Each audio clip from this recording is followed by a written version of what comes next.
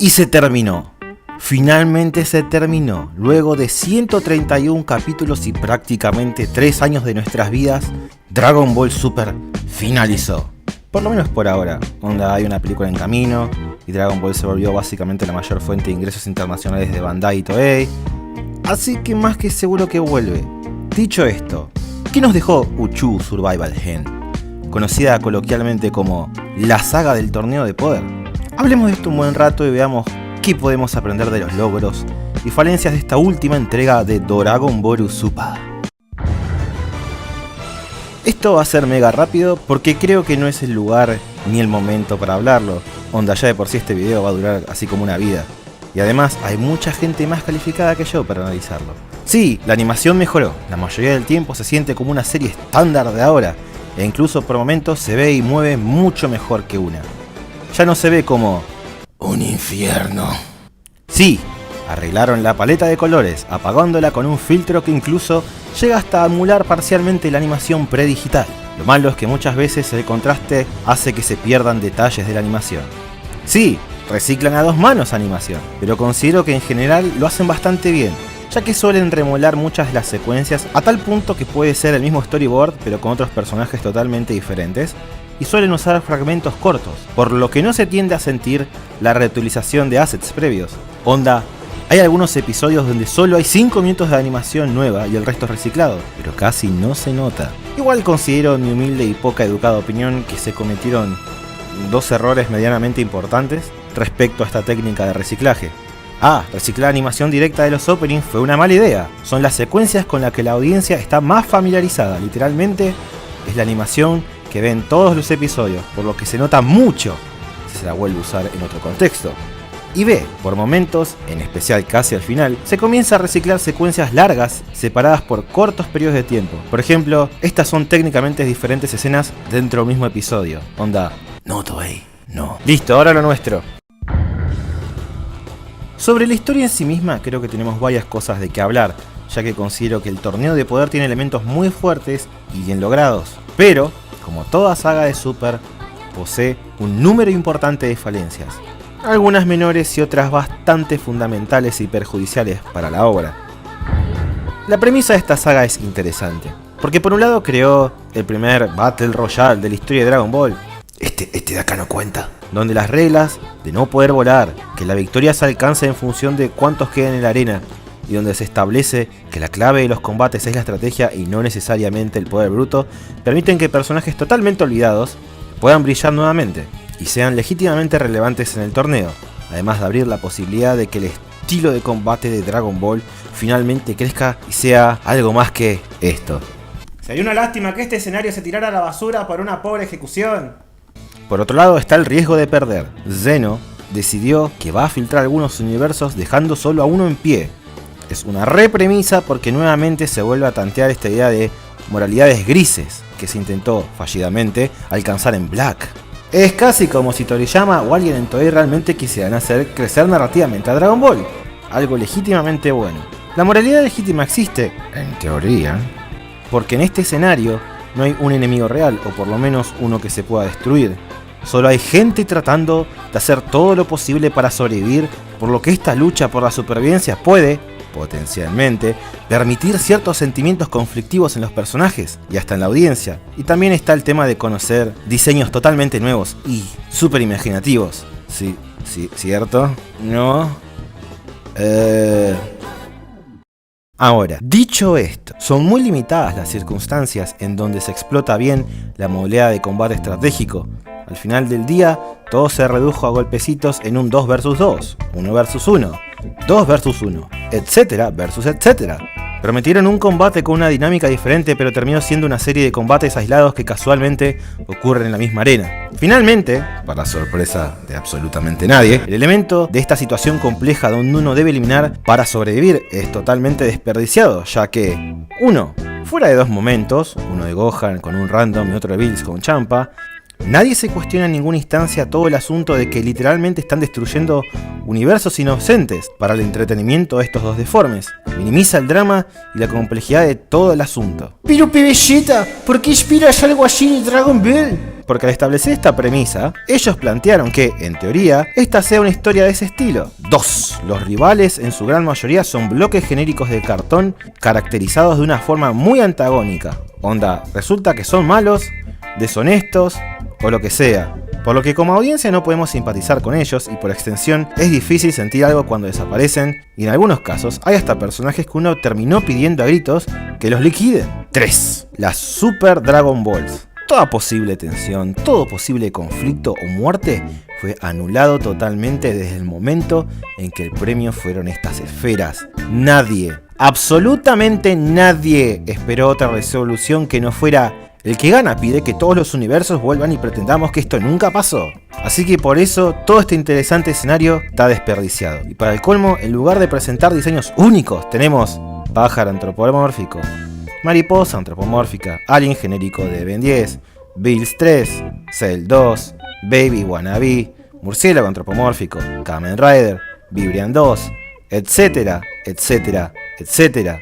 Dicho todo esto, aunque el escenario que se planteó básicamente se autosabotea, creo que hay otras cosas positivas que ofrece esta saga, que hasta cierto punto justifican la existencia de Super en sí misma, y eso serían...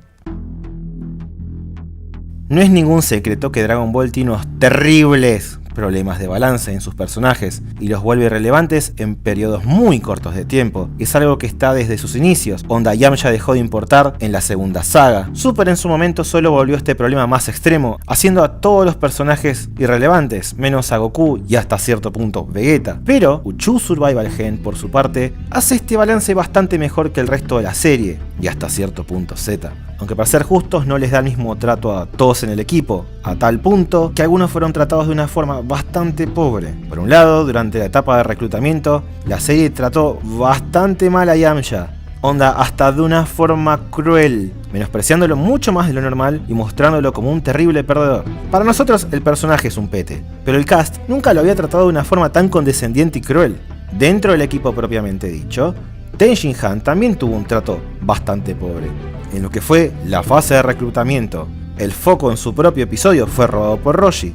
Sus motivaciones son pobres y finalmente su participación en el torneo es virtualmente inexistente. El otro personaje que medio que no pincha ni corta fue 18. Su personaje, como casi toda dama de Dragon Ball, se reduce a mujasbando y... ¡Me gusta el dinero! Considerando que compartía el escenario con su hermano y con otros personajes que literalmente se volvieron cyborgs por un bien mayor, había varias opciones para explorar a la Dama de Acero. Y finalmente tenemos al pobre de Vegeta, que básicamente de una buena escena con Kiabe y una buena escena contra Jiren, su personaje se redujo a...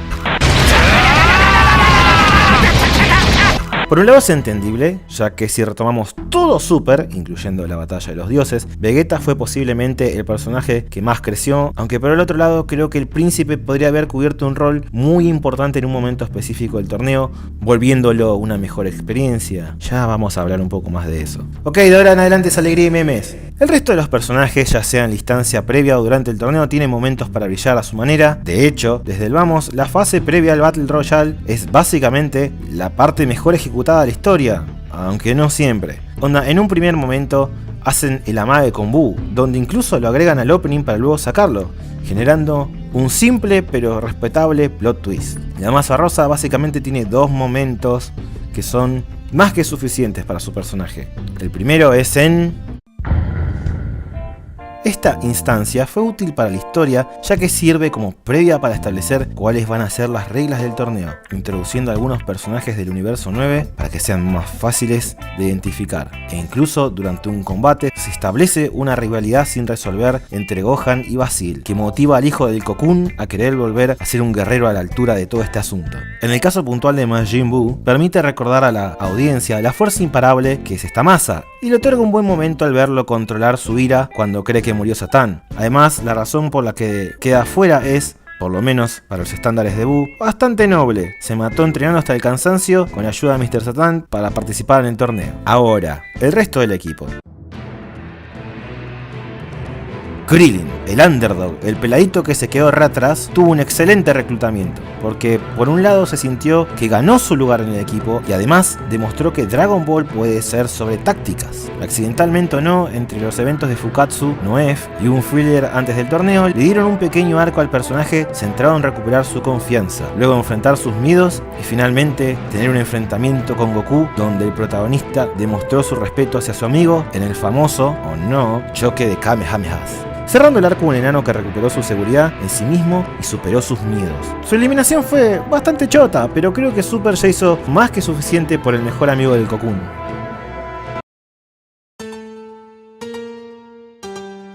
Roshi tiene una instancia de reclutamiento floja, aunque creo que es valioso el hecho de que entrene con Korin. Onda, si la memoria no me falla, es la primera vez fuera de un flashback filler que los vemos juntos de esta manera, algo raro considerando que son maestro y discípulo. Durante el torneo en sí mismo, Roshi es bastante impecable, o sea, sí, el Mafuba sigue con mecánicas random y el hecho de que tenga objetos para sellar a la gente va contra las reglas y la verdad que le saca algo de mérito al combate, pero creo que su enfrentamiento final contra este hombre pájaro es muy bueno. Esto se debe a que creó una temática relacionada a si superar los límites es una cuestión de edad o de voluntad, y Roshi terminó demostrando que es lo segundo. El fuerte de este combate es que por un lado logra transmitir esta idea haciendo crecer física y emocionalmente a Roshi, pero además afecta a los que rodea, ya que en la resolución del combate podemos ver a un Goku emocionalmente vulnerable. ¿Sabés cuándo fue la última vez que viste a Goku en un estado así? Fue acá.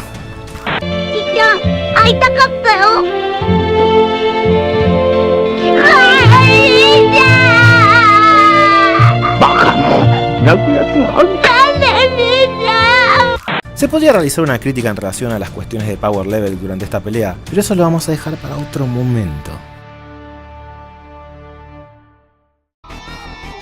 17 es, entre comillas, cool, es el badass medio excéntrico, buena onda, que anda por la vida antagonizando a la gente porque puede y lo disfruta. Su reclutamiento fue bleh, es más, el conflicto entre enormes comillas durante sus 12 episodios fue bastante mediocre, las motivaciones del personaje son confusas y cuadradas. El personaje brilla cuando de a poco le suman esta idea de qué es lo que haría un humano, que cierra perfectamente con su sacrificio, lo que es efectivamente muy bueno. El problema está en que dicho sacrificio y todo su peso es totalmente negado cuando el personaje vuelve a la vida de la nada. O sea, entiendo por qué lo traen, es para que alguien con un carácter caótico neutral haga el deseo en un último intento de generar tensión. Pero esto no funciona porque su deseo era solo un yate, por lo que era obvio que iba a salvar a todos. Lo peor parte es que luego que 17 pide el deseo, 18 tira esta línea.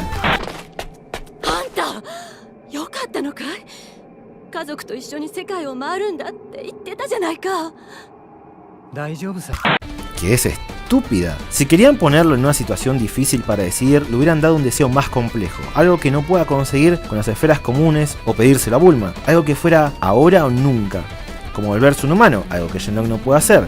No sé, revivir como humano a 16, porque literalmente fue quien lo volvió un protector de la naturaleza, porque aprendió de él a apreciar la vida. Algo emocionalmente más pesado que un barco.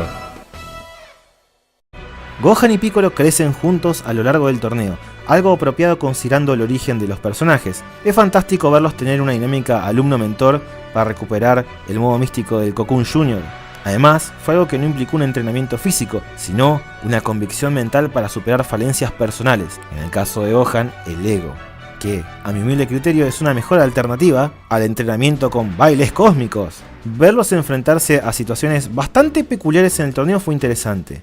Además, Gohan cierra un arco, posiblemente accidental, que tuvo a lo largo de todo Super, que se trata de que por primera vez en su vida quiere ser un guerrero, no por obligación, sino porque quiere hacer del mundo un lugar mejor para su hija, como es establecido en varios capítulos previos, incluso en fillers. Por el lado de Piccolo es excelente verlo derrumbarse ante namekianos que se sacrificaron por una causa mayor, haciéndolo sentirse solo, donde Kami-sama le recuerda que ese no es el caso, cerrando esta duda interna en una escena donde Gohan lo protege no solo haciendo un guiño al momento original en Z, sino también cerrando una historia donde estos dos dejan de ser maestro y alumno y pasan a ser pares. Oh pequeño Goku, finalmente arreglaron la mayoría de tus problemas mentales. No, en serio, Goku estuvo bastante bien durante esta saga. Logró engañar a Bills y sin querer termina dando a los universos una chance de sobrevivir. A lo largo de todo el reclutamiento aprende nuevas cosas sobre el arte del combate que termina aplicando en el torneo. como luchar de una forma más inteligente. Demuestra conocer a sus compañeros de equipo, tentándolos con las cosas que más desean, como 18 con el dinero o Freezer con salir del infierno. También está todo este aspecto emocional del personaje que ya mencioné con Roshi, y al final todo el tema de que acepta que no es un héroe, pero que no quiere que se metan con sus amigos y la. Cosa que está bastante fuera de personaje si lo pensás. Pero también está el tema de que se toma en serio el torneo, llegando a un punto donde finalmente deja de lado su obsesión de luchar con alguien fuerte y hace todo lo posible para ganar porque quiere proteger su mundo.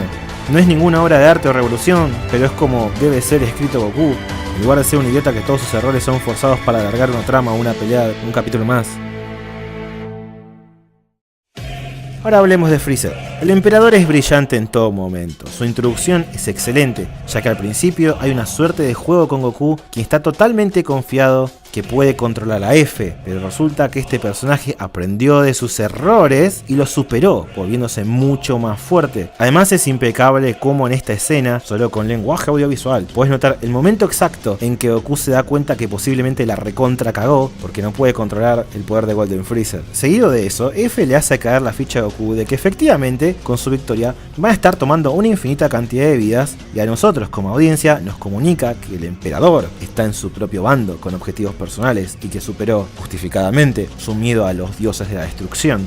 Durante el torneo en sí mismo el personaje aparece poco y nada, pero cada vez que lo hace roba la escena, siendo altanero con los dioses de la destrucción, disfrutando ser malvado y simplemente siendo un elemento caótico que al intervenir en un combate uno ni siquiera está seguro si va a atacar a alguien de su propio equipo. F además recuperó algo que en la película había perdido, la elegancia. Mientras en Fukatsu no F se la pasaba llorando por su venganza, escupiendo y vomitando para tratarlo a ser edgy, acá es presentado como este tipo que mantiene la compostura todo el tiempo y demuestra que tiene un control total de la situación. La única vez que pierde la compostura está totalmente justificado.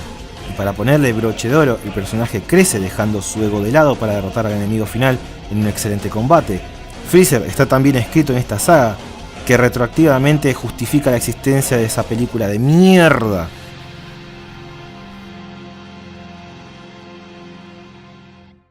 Ahora, así como hubo entre personajes cosas bien, muy bien e impecables, también hay varias carencias generales a lo largo de esta saga. Hablemos de algunas de ellas.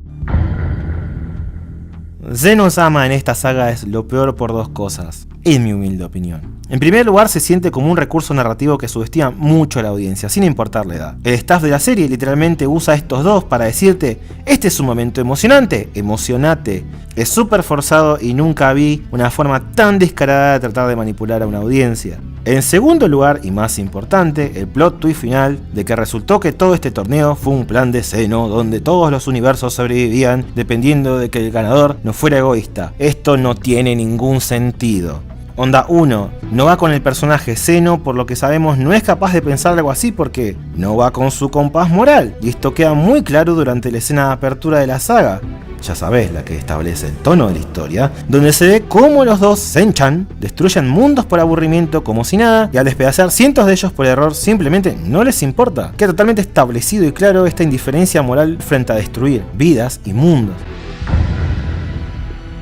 Como dice el título o subtítulo, no sé, el Universo 7 tiene una ventaja constante a lo largo de todo el torneo, siendo el equipo dominante que no solo durante todo el evento tuvo superioridad numérica, sino que también fueron los que básicamente eliminaron a la gran mayoría de los rivales, más del 60% para ser exacto. Con algún aporte perdido por ahí del Universo 6 y algún que otro random. Literalmente en el minuto 34 del torneo, mientras el Universo 3 tenía 5 participantes, y tanto el 4 como el 11 tenían 3 guerreros nada más, el 7 tenía, irónicamente, 7 miembros activos destrozando el estadio. Al final del torneo son 3 contra 1. En ningún momento se siente realmente que van a perder. Pero Pibillito no. Haciendo esto, lo que están demostrando es que realmente todo el evento fuera de uno o dos personajes es un trámite, es una cordialidad. Lo ideal hubiera sido que estuvieran más balanceados con el resto del equipo, que todos sacaran una cantidad similar, e inclusive que ellos vayan perdiendo más de una oportunidad para luego recuperar la punta. Algo así que genere ese pequeño elemento llamado tensión. Como ya mencioné un poco previamente, un elemento bastante débil del torneo fue la pobre caracterización de los contrincantes en dos sentidos. Esto se debe a que, sin contar el universo 6, se nos presentan a los participantes como randoms sin pasados o motivaciones, por lo que como audiencia realmente importa poco y nada si son borrados o no. Onda, el universo 3, 4 y 10 eran un total de 30 personajes de cartón corrugado, enemigos de fondo descartable. El universo 9 corrió con la ventaja de tener una instancia previa en el combate de exhibición para presentarnos a sus personajes, pero terminaron siendo unos burros locos que, digamos, mucho conflicto interno al espectador no le van a generar. Onda, hasta su Kaioshin es malo y tramposo. Algo similar se puede decir del universo 2, menos en el final cuando se puede verlos perder mientras son apoyados por su gente. Este equipo siempre se mostró como sobrador y hasta molesto. Su líder, Ribrianne, se autoproclama como una protectora del amor, pero vive descalificando a todos los personajes con una mirada diferente, e incluso hace jugadas bastante bajas como cuando trató de atacar a Goku por detrás. El resto de los equipos habrán sido indiferentes para la audiencia, pero el universo 2 llevó a que muchos los quieran ver eliminados, algo poco apropiado para una historia que trata justamente de generar un conflicto moral en los personajes e incluso en los que miran la serie. Hay una suerte de consenso por parte de varias personas de que la solución a esto era simplemente haber dedicado un tiempo a los equipos antes del torneo, lo que ciertamente hubiera ayudado, pero también hay otra alternativa que al mismo tiempo hubiera ayudado a solucionar otra falencia del torneo: la enorme cantidad de peleas innecesarias y vacías. La pelea es la historia. Un problema fundamental del torneo de poder es que por cada buena pelea que hay, tenemos otras 6 que no aportan nada. Un ejemplo de estas peleas que son terribles estaría en el que considero el peor episodio de la saga, el episodio 129. Durante todo el capítulo, Goku se caga a trompadas con Jiren sin parar, mientras los personajes de soporte me dicen que me debería emocionar ya que es un combate muy sugoi. Pero la realidad es bastante diferente. En ningún momento este combate avanza a Goku como personaje o me ayuda a conocer a Jiren. Simplemente hacen loops de golpes por 20 minutos y en una última escena Goku domina el Ultra Instinto porque sí, tratando de justificar la existencia del episodio. Es un relleno total que no suma absolutamente nada a la historia. Combates como esos hay muchos a lo largo del evento. Un buen combate sería aquel que avanza la historia, me da una caracterización del enemigo, me ayuda a conocer el enemigo, afecta a un nivel emocional a algún personaje. En lugar de hacer un combate con Random la coneja, se podría haber comunicado a través de una pelea con ella su personalidad, sus miedos, por ahí un poco de su historia personal, sus razones personales para entrar al combate, hacerme simpatizar con ella logrando un cierto sentimiento conflictivo cuando es eliminada con el resto de su universo. Algo. Es por eso que los Namekusei del universo 6 son tan eficientes como rivales. En el poco tiempo que están en escena, 2 o 3 capítulos, aprendemos todo lo necesario sobre ellos, su pasado, sus motivaciones, sus convicciones, todo. Ahora, hablando del universo 6. Estas dos son el ejemplo perfecto de que el simple hecho de dedicar a los personajes un tiempo en el preludio del torneo no alcanza si la ejecución es pobre. El problema de estas damas se puede resumir en el viejo y confiable son unas Merisu. O sea, Kale y Karifa son excesivamente fuertes y en el poco tiempo que tenemos con ellas jamás se trata de aprender quiénes son, sino hacerlas ponerse al día con los power levels de una forma muy banal. Onda, yay, cosquillas en la espalda, blablabla. Literalmente en menos de 24 horas masteran el nivel 2 del Super Saiyajin sin un coste real, sin un golpe emocional, sin nada. Es cierto que ya se viene bastardeando el tema de las transformaciones desde antes, pero no es una excusa, más el personaje es recientemente establecido.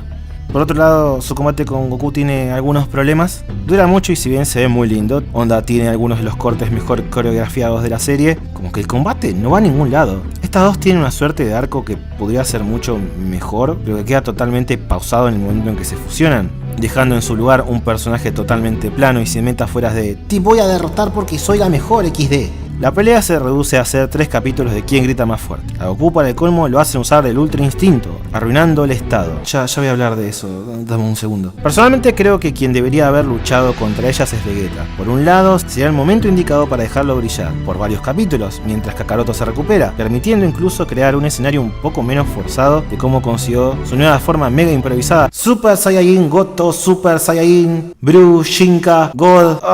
¿Quién pensó estos nombres? Pero también sería una situación conflictiva para el príncipe, porque luego de prometerle a Kabe que lo va a traer de nuevo, que lo va a salvar, sería él mismo quien derrote la última fuerza real que le queda al universo 6. Vegeta estaría en una situación donde él terminó siendo el verdugo del universo de su discípulo y para el colmo, eliminando unas damas de su propia raza.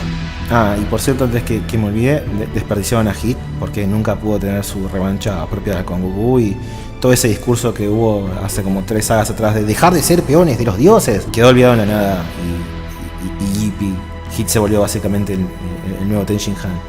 Yay. La forma de Vegeta se introducía de una forma bastante chota. O sea, nunca tuvo un setup previo, nadie nunca insinuó que era algo que era posible y tampoco se nos comunicó nada sobre cómo lo consiguió o qué efecto tiene fuera de Vegeta es más fuerte porque el plot necesita algo equivalente al Super Saiyan Blue con Kaioken y también porque hay que vender juguetes y cartas, muchas cartas. Por su parte, el Ultra Instinto inicia bastante bien, literalmente establecido en la película de Freezer como el estado que Goku y Vegeta van a alcanzar eventualmente. Es interesante porque cambia al usuario de una forma totalmente diferente en comparación a las transformaciones clásicas. No es un multiplicador de poder más, sino que hace al usuario ridículamente ágil y rápido. Además, el lenguaje del combate comunica esto perfectamente. Esta escena es particularmente buena ilustrando lo ridículamente veloz que se volvió Goku. Por primera vez en mucho tiempo se puede sentir que la velocidad de un personaje aumenta sin necesidad de que alguien me lo aclare. Pero luego, para variar, como que la cagaron. Por un lado, algo que resultó ser básicamente un milagro terminó manifestándose 3 veces. Así que como que dejó de ser un milagro y pasó a ser una conveniencia cada vez que los personajes están en una situación medio complicada. Otra cosa que, a mis ojos, lo termina a matar es que Goku masterea el Migate no Goku en su forma final en menos de 20 minutos, degradándolo a un multiplicador, pero con pelo blanco, que se consiguió porque sí. Es una mala señal que el meme que la gente viene haciendo durante meses lo vuelvas una realidad, Dragon Ball Super. Literalmente te volviste una parodia de vos mismo. Lo peor de todo es que seguro esas estatuas van a vender muy bien. Toppo está bien, tuvo una simple pero muy efectiva introducción donde aprendemos su compás moral. Posiblemente el único problema real del personaje es cómo se introduce la idea de que es un sucesor de un dios de la destrucción. Onda, sale de la nada. Pero pibillita en el manga. El manga es el manga, la serie es la serie. La cuestión es que está esta idea re interesante que salió de la absoluta nada, de que Toppo debe dejar su ideal de la justicia para acceder a los poderes de un dios de la destrucción. Es así como la idea, pero aparece tan tarde, aporta tan poco. Onda, arman terrible teatro y el personaje ni siquiera logra sacar a un contrincante. Si esto hubiera sido un conflicto interno que se nos hubiera mostrado a lo largo de todo el torneo, sería algo impecable y haría de Toppo un mejor personaje. Después está Jiren, el peor villano de Dragon Ball. Holy shit, es como que se van superando de a poco. Onda, el tipo hace quedar bien a Broly, y Broly es lo más básico que hay. Man, ¿qué decir del marcianito? Es aburrido, visualmente es súper genérico, onda cambió el rojo por el verde y es un alien de Ben 10. Sus motivaciones son súper pobres, o sea, por un lado su plot a la Sasuke es bastante nada, comparadas con otras historias que ya vimos, onda, contrapone su pasado con el de Trunks. Y es un pichón, pero el problema más grande es la forma en que se nos comunica dicha historia. Ya que no fue algo que aprendimos porque Jiren se abrió, sino que en medio del combate, por ninguna razón especial, el payaso vino y dijo ¡Alto! Les voy a contar la historia de Jiren en un intento desesperado de que sientan apego por el villano en este PowerPoint. Y básicamente nos mostró una presentación de PowerPoint contando los puntos claves de la historia del personaje, en un último intento de hacerlo interesante. Pero la realidad es que Jiren debería haberse abierto a contar esto por su cuenta, y debería haber sido contado de una forma más apropiada en vez de quemar capítulos enteros de Goku cagándose a palos 100% aburrido. Podrían haber hecho una especie de episodio formato flashback, contando su historia de buena manera con un buen pacing, así como el especial de Trunks. Llamar a super basura simplemente no me parece justo, o por lo menos en el caso particular de esta historia, porque onda, sí, las sagas de recopilación son efectivamente materia fecal descompuesta en todo sentido. Para más información, este video. El primer torneo contra el universo 6, Esme, este video. Y la saga de Black está llena de buenas ideas negadas por muy malas ideas. Video acá. Creo que el torneo de poder entra dentro de esta última categoría, pero con la diferencia de que logró ejecutar bien muchas de sus ideas. Además de tener un destacable apartado técnico, el enfrentamiento del último capítulo se siente como un excelente cierre de una no muy excelente saga. Sí, el conflicto principal es arruinado por la pobre caracterización de los enemigos, pero por lo menos un montón de personajes del cast principal, que hace años que no tienen un papel central en la historia, no solo se les dio un tiempo para destacar un poco, sino que hasta crecieron como personajes. Entrar a ese torneo los cambió. Krillin recuperó su confianza, Gohan encontró por primera vez en su vida una razón propia para querer ser un mejor luchador, Roshi abandonó la idea de que había llegado a sus límites, y Goku dejó de ser un terrible pelotudo, reafirmó su vínculo con el resto de los personajes, aprendiendo de ellos nuevas formas de combatir, y Freezer recuperó finalmente su gloria que había perdido hace mucho tiempo. El torneo de poder terminó siendo, a mi criterio, esta ejecución de un montón de ideas buenas, con algunas bien logradas encapsuladas a lo largo de una historia que se extendió mucho con peleas banales. Incluso aunque el final sea un ble enorme, realmente aprecio que, si se presta atención, se están tratando de hacer cosas diferentes con la serie. Kami Tokami presentó a un antagonista totalmente diferente e inició un ciclo de desarrollo de algunos de los personajes. Black jugó bastante mal, pero intentó con la idea de un misterio y con una moralidad gris. Con el torneo de poder pasa exactamente lo mismo. quién sabe, pero en la próxima película o la ineludible continuación de esta serie que imprime dinero a lo loco, finalmente podamos ver bien aplicadas estas ideas. O por ahí pasa eso en el manga, podríamos averiguarlo.